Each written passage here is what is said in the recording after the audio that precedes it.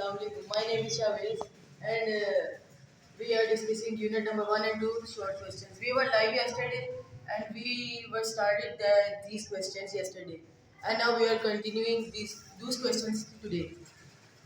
Our first question is solve under root 3x plus 18 equals x. हमने इसको solve करने के लिए दोनों साइड्स का स्क्वायर ले लेना है क्योंकि हमने स्क्वायर रूट को खत्म करना है। इसका स्क्वायर लेंगे तो इसका स्क्वायर रूट खत्म हो जाएगा और x का स्क्वायर x स्क्वायर आ जाएगा। फिर हमने इस वैल्यू को इन दोनों को इक्वल साइन की दूसरी तरफ ले जाएंगे तो यहाँ ये वाली वैल्यू 0 हो जाएगी, लेकिन हमें 0 उस तरफ चाहिए इसलिए हम इसको इधर ले आएंगे। हाँ ठीक है, फ्लिप कर लिया यहाँ पे इसकी वाली वैल्यू अरेंज भी कर दिया है। फिर हम यहाँ से दो स्टेप छोड़ के नीचे दो ब्रैकेट्स लगाएंगे। ये x स्क्वायर है, एक x इधर एक इधर। 18 के फैक्टर क्या बनेंगे 6 3 द 18। 6 को 3 से करेंगे, x को इधर 3 से मल्टीप्लाई है इसलिए 3x आ गया।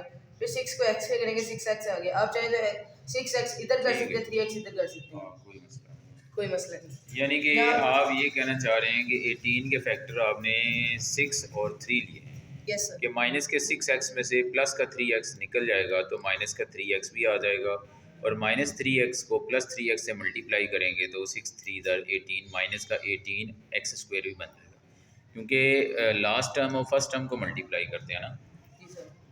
तो ये आपके फैक्टर्स बन गए -6x और प्लस 3x। तो ये मिडल, असल में इसे हम मिड टर्म ब्रेकेज भी कहते हैं, क्योंकि ऐसे लग रहा है जैसे दरमियान वाली जो टर्म है उसको हमने ब्रेक करके दो टर्म्स लिख ली हैं। ठीक है, ये मिड टर्म ब्रेकेज भी ओ लेवल में इसको हम कहा करते थे। तो बहरहाल फैक्टराइजेशन भी इसको कहते हैं, मिड टर्म ब्रेकेज भी कहते हैं। तो आगे हमने फर्स्ट टू टर्म में से x कॉमन ले लिया।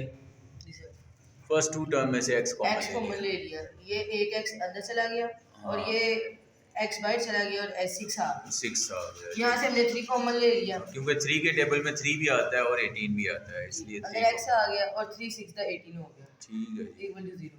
फिर हम इसको सेपरेट कर लेंगे। x - 6 equal 0, x + 3 equal 0, x equal 6 आ जाएगा और x इक्वल -3 आ जाएगा। हाँ जी, अब हम इसको चेक भी करें। अब इसको चेक करेंगे। चेक करना है हमारा फर्स्ट आंसर है x इक्वल 6। हाँ जी, तो हम पहले पुट x इक्वल 6 कर देंगे।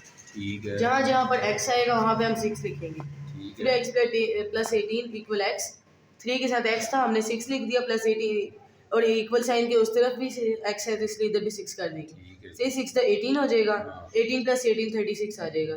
इक्वल में 6 हमारे साथ चलेगा और 36 का अंडर रूट 6 होता है। 6 इक्वल 6 और ये हमारा आंसर सही निकला है। बराबर लेफ्ट और राइट हैंड साइड इक्वल हो गई है।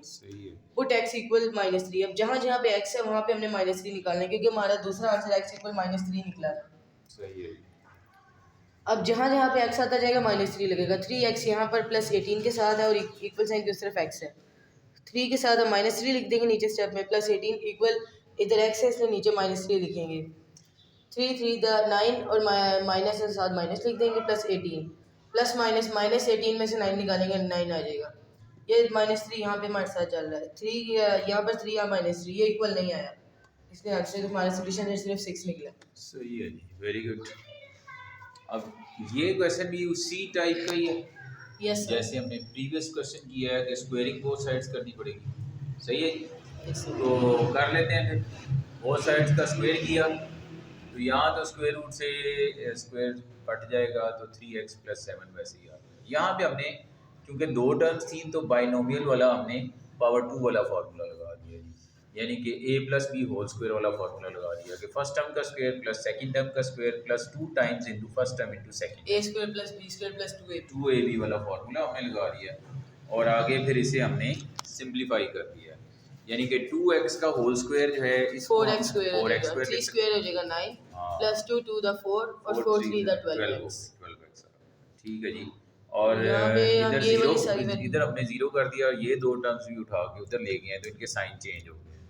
इनके साइन उधर प्लस के थे तो राइट हैंड साइड पे आके माइनस के हो गए। -7 में से 9 निकल जाएगा। हाँ, 9 प्लस का 2 आ गया। ठीक है। 12x में से 3 निकल जाएगा तो 9x 3x।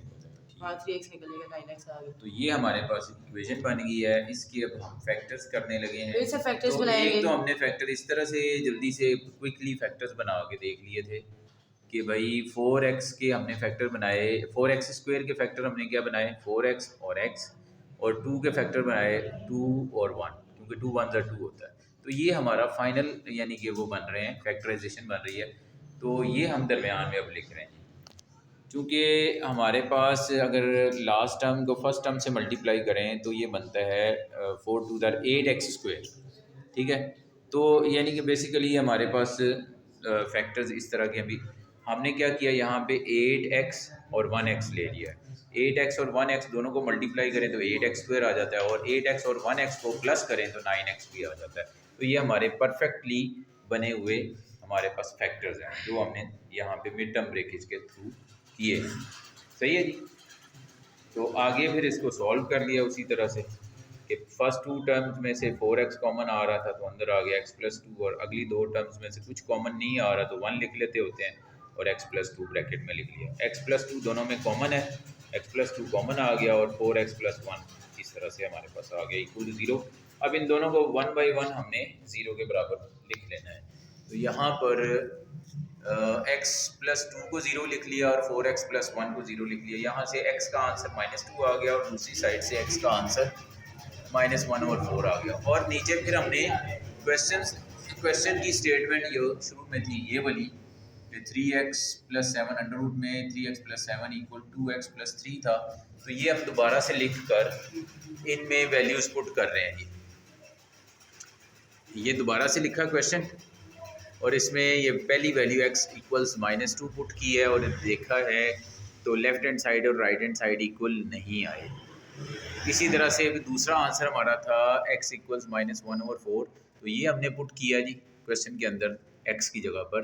तो हमने देखा कि left hand side right hand side के इक्वल आ गई, इसलिए x इक्वल्स -1/4 हमारा सोल्यूशन सेट हो गया। तो ये हमारा बेसिकली आंसर निकला है। ठीक है जी, ये 2 क्वेश्चन हमारे अब कंप्लीट हो गए। चलो अच्छा जी, अब हम नेक्स्ट कर रहे हैं जी ये find the discriminant of the following, यानी कि ये हमने डिस्क्रिमिनेंट फाइंड करना था। इक्वेशन ये दी हुई थी x² - 3x+3 इक्वल टू 0।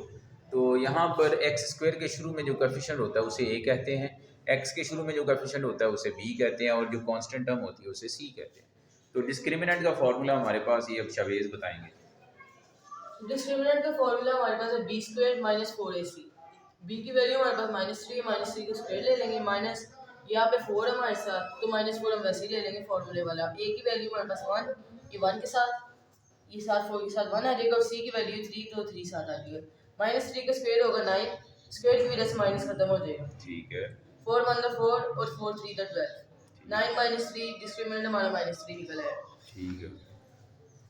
इसमें हमने रूट्स के नेचर को फाइंड करना है और इसके लिए अभी हम डिस्क्रिमिनेंट ही लेंगे। सही है। x के शुरू में 16 है, a इक्वल 16 हो गया, फिर x के शुरू में 8 है, b इक्वल -8 हो गया, माइनस के साथ इसलिए -8 हो गया।